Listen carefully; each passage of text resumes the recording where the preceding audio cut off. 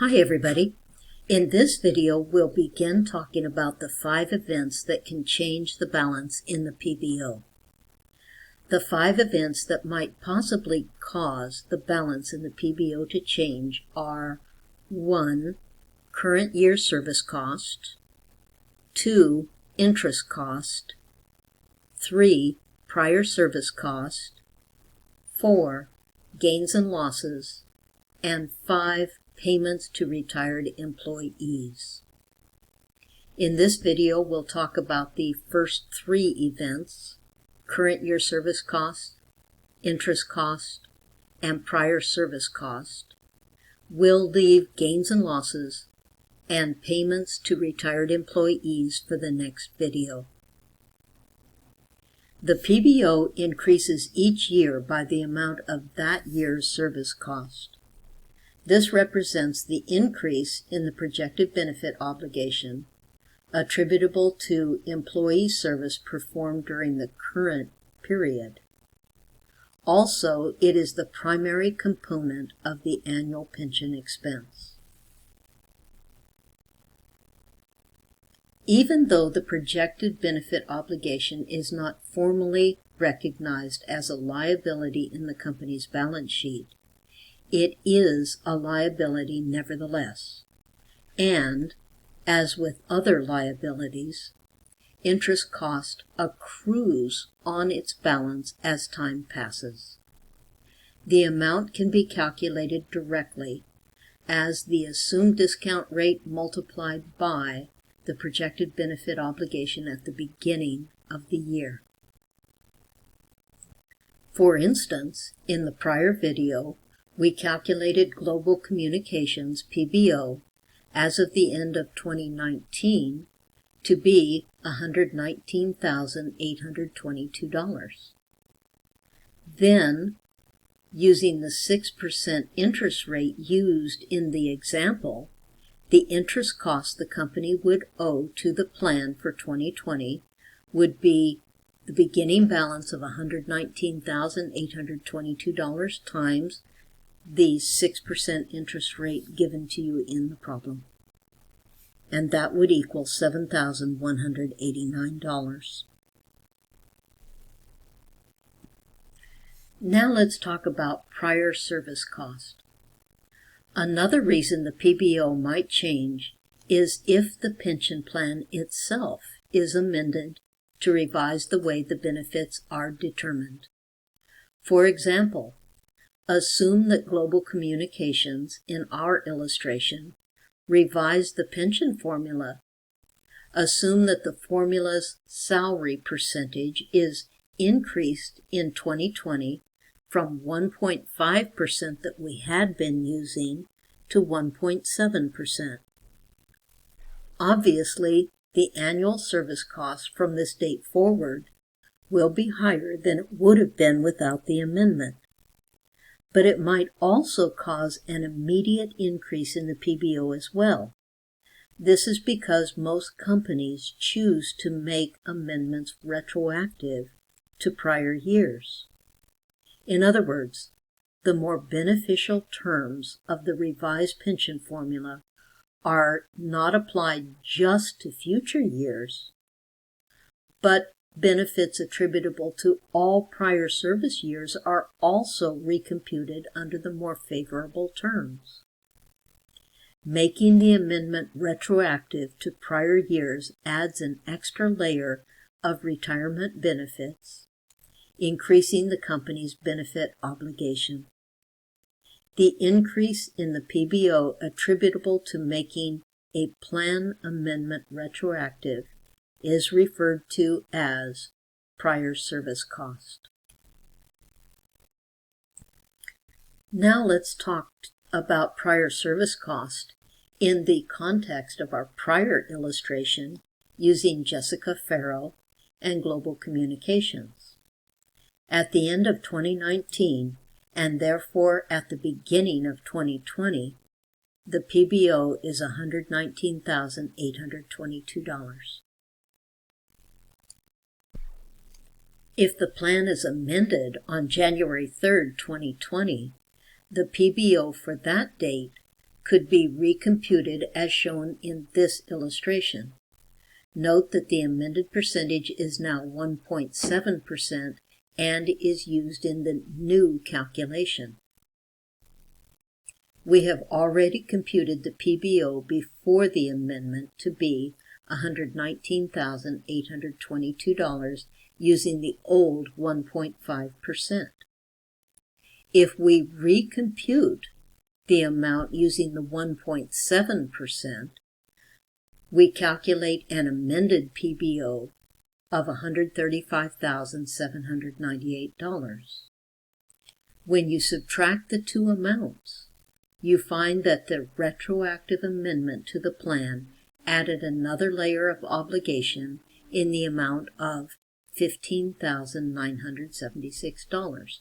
This is the prior service costs, which arose because the plan was amended to change the calculation to a new percentage. Instead of using the 1.5% amount, we are now using 1.7%. And the change was retroactively applied in the amendment. With respect to these calculations, the only difference is that we start out with 1.7% instead of 1.5%. Notice that the $15,976 prior service cost increased the PBO at the beginning of 2020. Because the amendment occurred at the beginning of 2020, both the 2020 service cost and the 2020 interest cost would change as a result of the prior service cost. Notice that we started with a PBO at the end of 2019, before the plan was amended, and added the effect of the retroactive change caused by the amendment to the plan of $15,976 prior service cost to get a revised balance in the amount of $135,798 at the beginning of 2020. Now note how the formula is changed to calculate only the current year's service cost using the new 1.7%. Let me walk you through the steps in this calculation. You might want to jot these calculations down on a piece of paper because the breakdown I'm going to give you for this calculation is not shown on this slide.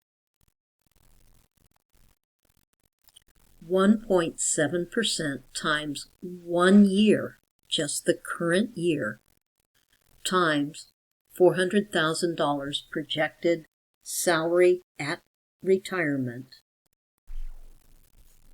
equals $6,800. $6,800 times 11.46992 present value of an annuity factor, where N equals 20 years in the retirement period and I equals 6%, equals $77,995.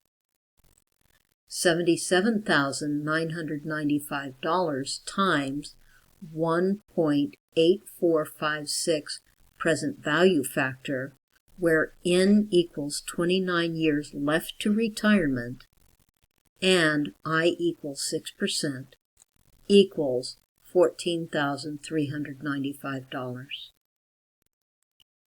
Then note that the interest cost for 2020 was calculated using the revised beginning balance of $135,798. $135,798 times 6% equals $8,148. Add all that up, and the PBO at the end of 2020 is $158,341.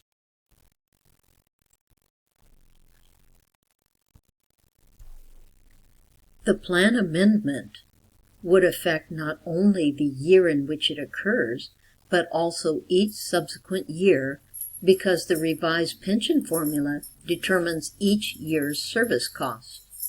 Note that in this illustration, the PBO increased during 2021 as a result of the service cost and the interest cost. The PBO at the beginning of 2021 is the balance of the PBO at the end of 2020. That $158,341 is what we just calculated in the prior slide. Let me show it to you. $158,341 PBO at the end of 2020. PBO at the beginning of 2021, $158,341. The old balance carries over. The 2021 service cost, I'm not going to go through the individual steps, but 1.7% times 1 year times $400,000 estimated salary at the end of her last year of working, times 11.46992 present value of an ordinary annuity factor, where I equals 6% and N equals 20 years in the retirement period, times 0.19563, the present value factor, where N equals 28 years left to retirement, and I equals 6%. So the service cost for the year 2021 is $15,258. The interest cost is the beginning balance times the interest rate that we are using, 6%. $158,341 times 6% equals $9,500. So the PBO at the end of 2021 is $183,099. Well, that's all for this video. In our next video, we'll continue our discussion of the 5 events that could change the PBO balance.